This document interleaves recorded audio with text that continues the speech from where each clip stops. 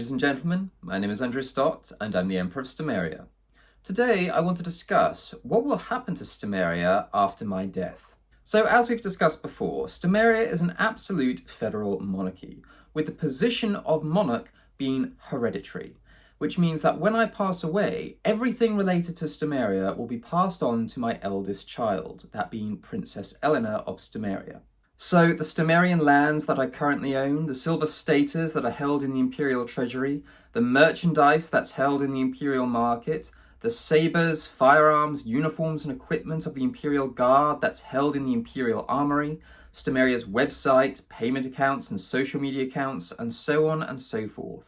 It will all fall under the control of Princess Eleanor, who would become Empress Eleanor at that point. The citizens, lords and ladies of Stomaria, the governors of every province of the Empire, and the heads of government of each member state of the Empire would affirm their loyalty to Eleanor as the Empress of Stomaria, the head of state of both Stomaria and the member states of the Empire. Likewise, the head of state of each of Stomaria's allies would themselves reaffirm their intention to retain and build upon their cooperation and partnership with Stomaria. Citizens, lords and ladies of Stomaria that failed to affirm their loyalty to Empress Eleanor would have their citizenship revoked. Governors that failed to affirm their loyalty to Empress Eleanor would have their citizenship and position as governor revoked. The heads of government of any member state that failed to affirm their loyalty to Empress Eleanor would have the status of their nation as a member state revoked.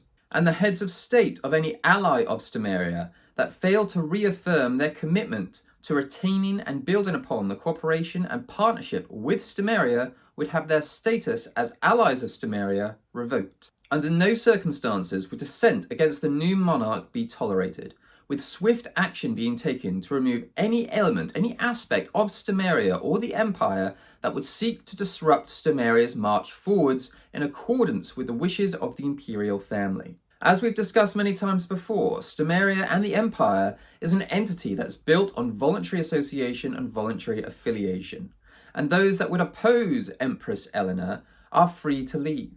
However, those that oppose Empress Eleanor and refuse to leave and would seek to disrupt or oppose Empress Eleanor at every turn would simply be removed. For make no mistake, the transition of leadership of any nation, especially one as small and as new as ours, is one of the most vulnerable periods of its history, and we will be ruthless in ensuring that we know who is with us and who is not. As an aside, I do want to make mention here that even if Empress Eleanor was to marry, she would still be the monarch. She would still be the ruling figure of Stomaria, for only a descendant of the imperial family may rule Stomaria. However, as has been the case throughout history, these sorts of transitions are very rarely this straightforward.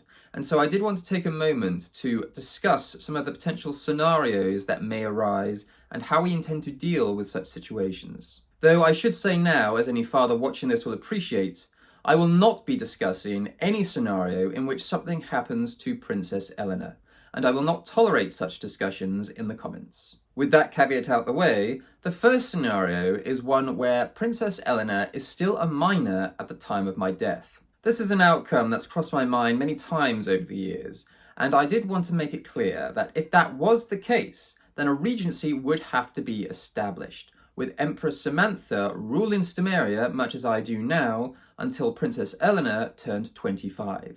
And the reason for this relatively high age threshold is very simple.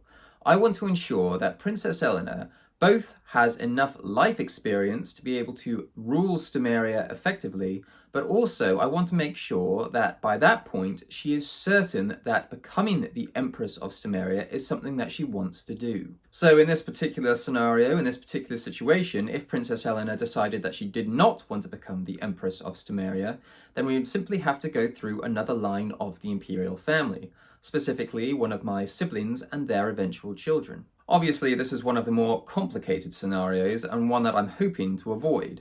However, if it is unavoidable, I do want to make sure that I have enough time to put in place everything that is necessary to ensure a continued success for Stomaria, to ensure that the march forward is not impeded or disrupted in any way. Which brings us to the third and perhaps most problematic scenario of all, which is Princess Eleanor still being a minor at the time of my death, nevertheless grows up with the expectation and intention of ruling Stomaria as Empress, but after being Empress for some time, decides that it's no longer for her. This is a scenario that I dread because it's obviously something that I will have no control over, and it will be entirely up to Empress Eleanor as to what she wants to do.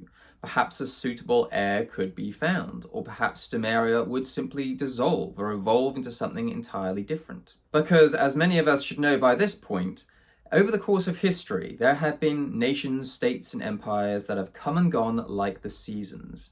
And the only real question is how long the chain will be. And so while there is no telling what the future holds, we can only work to ensure that the chain that we are creating is as long as possible. And I want to make sure that the second link of this chain is secured. If you want to learn more about Stomaria or play an active role in our development and expansion, visit our website at www.stomaria.com and find out what it means to be a Stomarian.